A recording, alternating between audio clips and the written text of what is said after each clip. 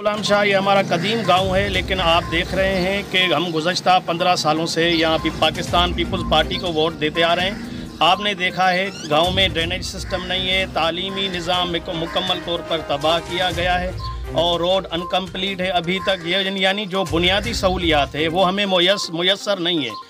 बिजली की load shedding 22 घंटे बिजली नहीं होती गांव में।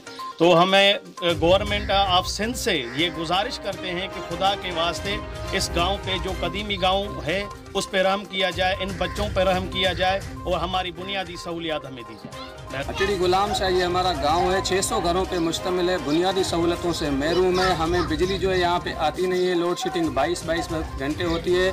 और यहाँ पे हमें जो है ड्रेनेज का निज़ाम भी 15 साल से पाकिस्तान पीपल्स पार्टी यहाँ से विन करती आ रही है, उसको वोट देते आ रहे हैं, लेकिन यहाँ पे अभी बुनियादी सहूलतें भी हमें नहीं दी गई।